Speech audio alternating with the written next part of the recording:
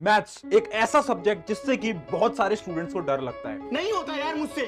जैसे ही मैथ्स के question solve करने लगते हैं तो क्वेश्चन सॉल्व नहीं हो पाते, उसके बाद डीमोटिवेशन फील होने लगती है। मैं कुछ कर ही नहीं पा रहा हूँ, कुछ हो ही नहीं रहा है मुझसे।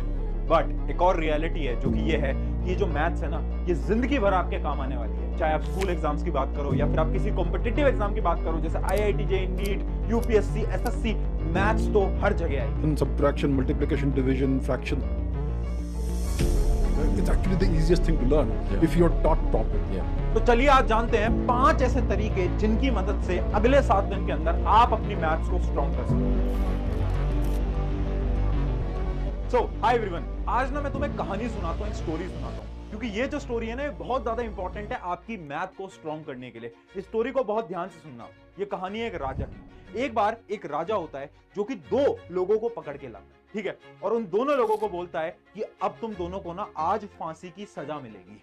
दोनों घबरा जाते हैं और यही राजा उनसे बोलता है कि तुम ना एक एक अपनी आखिरी ख्वाहिश मांग लो, अपनी लास्ट विश मांग लो मुझसे, जो भी तुम्हें आखिरी में चाहिए। तो जो पहला इंसान होता है वो बोल रहा है यार अब तो मैं मरना ही हूं, है ना, थोड़ी देर में मुझे जो है वो फांसी मिल जाएगी, क्या फायदा कुछ भी मांग के। तो उसने बोला मुझे कुछ नहीं चाहिए, मुझे आप फांसी दे दो, और कोई उसके पास ऑप्शन नहीं था। जबकि जो दूसरा इंसान था वो पता है क्या मांगता है, उस राजा से बोलता है कि राजा मुझे ना आप एक चीज दे दो। राजा पूछता है क्या? तो वो उसे बताता है कि मुझे आज फांसी मत दो, मुझे कल फांसी देना। तो सब शॉक हो जाते हैं, सब हंसने लगते हैं, अरे कैसा बेवकूफ है, आज फांसी मिले या कल फांसी मिले, बात तो एक ही है ना। जो दूसरा इंसान था वो भी हंसने लगता है कि यार क्या है, चलो ये तो कुछ भी बोल रहा है।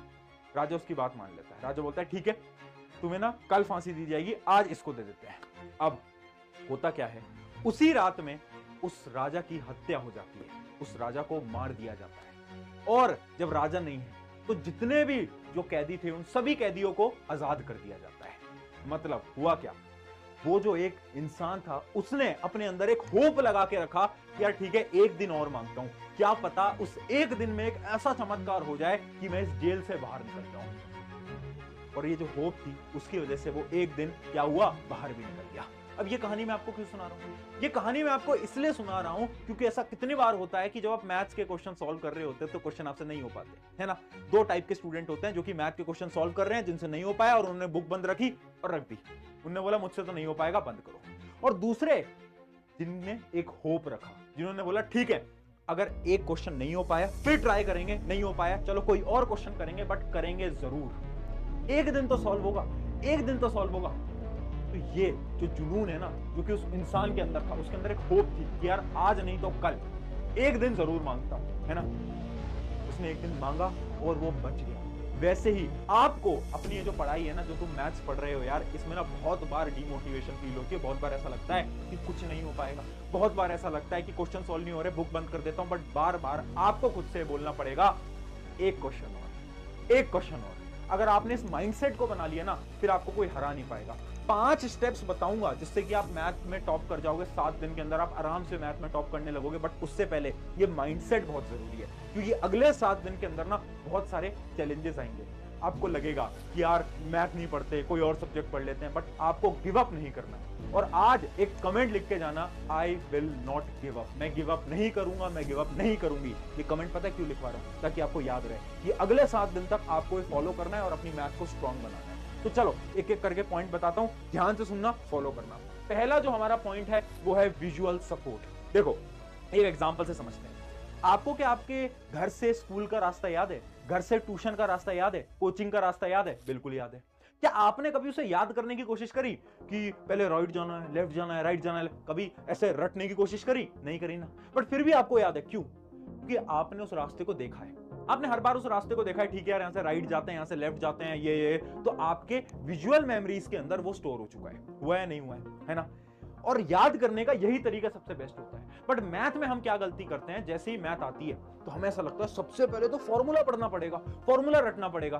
बट फॉर्मूला नहीं रटना होता। फॉर्मूला नहीं रटना तो करना क्या है? तो देखो मैथ पढ़ने का क्या प्रोसेस है वो समझ लो।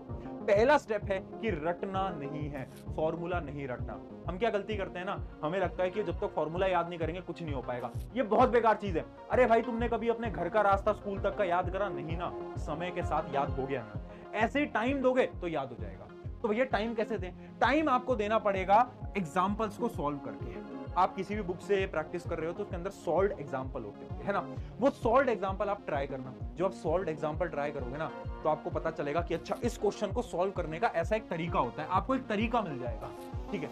और फिर उसके बाद आपको और क्वेश्चंस को सॉल्व करना है। जब आप और क्वेश्चंस को सॉल्व करोगे, धीरे धीरे धीरे धीरे धीरे ये जो फॉर्मूला है ये आपको ऑटोमेटिकली याद हो जाएगा। मतलब हमने क्या करा, हमने पहले स्टेप में विजुअलाइजेशन की मदद से फॉर्मूलेस को याद कर लिया, क्वेश्चन प्रैक्टिस कर ली और रटना भी नहीं पड़ा।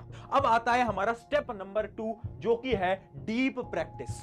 अब देखो सवाल ये आता है, बहुत सारे स्टूडेंट्स बोलते हैं भैया मैथ्स पढ़ रहे हैं, डिमोटिवेशन फील हो रही है क्योंकि वो क्वेश्चन सॉल्व ही नहीं हो पाता। फिर उस क्वेश्चन का करें क्या? तो मैं बता देता हूं क्या करना है। आपको करनी है डीप प्रैक्टिस। डीप प्रैक्टिस क्या बोलती है? 3 स्टेप्स बताती है।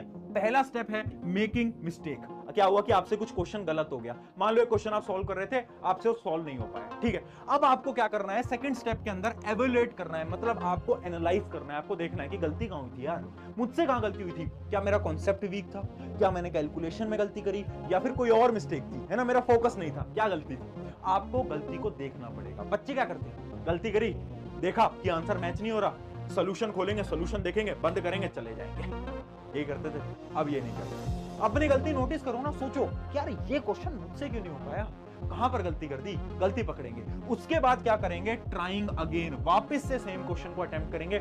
ये बहुत इंपॉर्टेंट है। सिर्फ 1% बच्चे इस मेथड को फॉलो करते हैं, ट्राइंग अगेन को। देखो जब क्वेश्चन हमसे नहीं हो पाता, हम क्या करते हैं, एग्जाम्पल देख लेते हैं, मतलब हम उसका सोल्यूशन देख लेते हैं, और सोल्यूशन देखने के बाद हम देखते हैं ठीक है मुझे समझ आ गया, बट एक्चुअली में आपके ब्रेन को समझ नहीं आया होता। आपका ब्रेन एक्टिंग कर रहा होता है कि ठीक है समझ आ गया, है ना?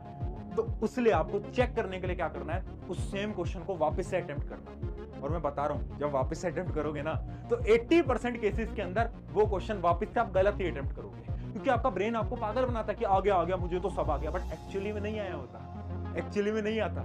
ये ब्रेन का गेम होता है, ठीक है? तो याद रखना, जब भी कोई क्वेश्चन ना बने, पहले क्वेश्चन अपनी गलती पकड़ो, कहां पर गलती करिए ये देखो, और क्वेश्चन को वापस से अटेम्प्ट करो। अगर इतना कर लिया, मैथ आपकी स्ट्रांग हो जाएगी। अब चलते हैं हमारे स्टेप नंबर 3। स्टेप नंबर 3 हमारा बहुत ज्यादा इंपॉर्टेंट है, क्योंकि देखो सवाल ये आता है कि भैया कैलकुलेशन में बहुत गलतियां करते हैं, कैलकुलेशन मिस्टेक्स बहुत होती हैं, सिली मिस्टेक्स बहुत होती हैं, जो कि आप बोलते रहते हो, है ना? देखो कैलकुलेशन मिस्टेक, सिली मिस्टेक आप क्यों करते हो, पता है क्यों? क्योंकि आप मैथ्स को रियल लाइफ से जोड़ते हैं। आज के समय पर अगर मैं आपको बोलूं कि यार ले यार 500 का नोट ले, और ना मुझे कोई सामान लिया, अब मान लो सामान आया 60 रुपए का, अब आप क्या करोगे, कैलकुलेटर उठाओगे, 500 माइनस 60, यही करते हैं। हम अपने ब्रेन का यूज ही नहीं करते। इस वजह से हमारा स्टेप नंबर 3 क्या है कि मैथ्स को लिंक करो रियल वर्ल्ड से, अपनी रियल दुनिया से लिंक करो, ठीक है? कहीं पर भी आपको मैथ्स देखने को मिले, मैथ्स करने लग जाओ। जैसे इमेजिन करो आप क्रिकेट के शौकीन हो, तो मान लो क्रिकेट के अंदर हो गए 30 ओवर, तो 30 ओवर में कितनी ओवरऑल बॉल्स हुई वो कैलकुलेट करो, 30 इंटू 6 कितनी हो गई, 180 हो गई, ऐसे।